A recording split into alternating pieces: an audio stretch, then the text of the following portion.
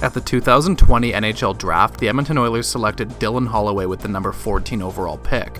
This kicked off a trend in which the organization would actively focus on loading the system with quality forward prospects. Between the 2020 and 2022 drafts, the Oilers made 16 selections and 12 of them were used on forwards. The goal here was to build a pipeline of talented young forwards who can contribute to the NHL club while they're still on entry-level contracts, which is an integral strategy in the salary cap era.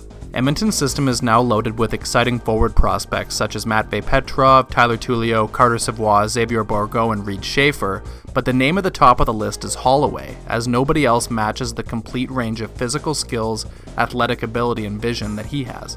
In 2018-19, Holloway put together an excellent season for the Okotoks Oilers of the AJHL, scoring 40 goals and 88 points over the course of 53 games. That performance earned him the honor of winning the league's Most Valuable Player award, an impressive accomplishment for somebody who was only 17 years old. Holloway joined the Wisconsin Badgers in 2019-20 and scored 8 goals and 17 points over 35 games as one of the youngest players in the NCAA. The Oilers selected Holloway in the first round at that summer's draft, and then he broke out in 2020-21 with 11 goals and 35 points across 23 games for the Badgers as a sophomore.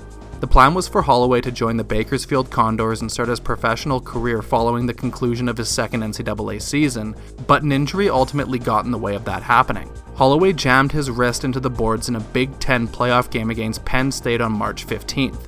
He said that it hurt on the bench immediately after, and it was even worse after the game. The next morning, Holloway couldn't fully move his wrist, but the Badgers were set to play in the Big Ten final against the University of Minnesota, so Holloway played through it.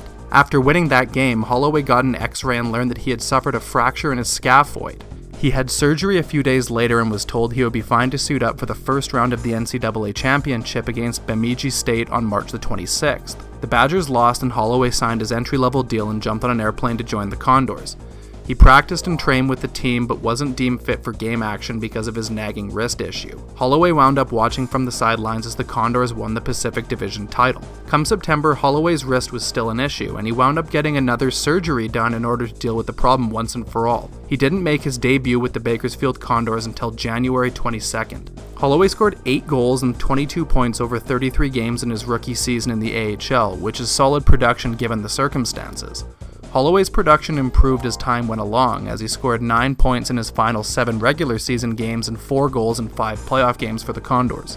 If not for the injury, Holloway would have surely been given a nice cup of coffee at the NHL level, but instead he only got into 1 game with the Oilers. It was Game 4 of the Western Conference Finals as Evander Kane was suspended and he played just 3 minutes and 27 seconds. This season we'll finally get to see what Holloway can do at the NHL level. The question now is when that happens. The Oilers are deep on the left side with Evander Kane, Ryan Nugent-Hopkins, Zach Hyman, and Warren Foegele in the mix, so Holloway's spot on the roster isn't guaranteed. We might see Holloway follow a similar path to that of Kailer Yamamoto. Edmonton's first-round pick from the 2017 NHL Draft played just 47 games between the AHL and NHL in his first professional season thanks to a nagging injury. Yamamoto started the 2019-20 season in the AHL and then came up to the Oilers on New Year's Eve and hasn't looked back since.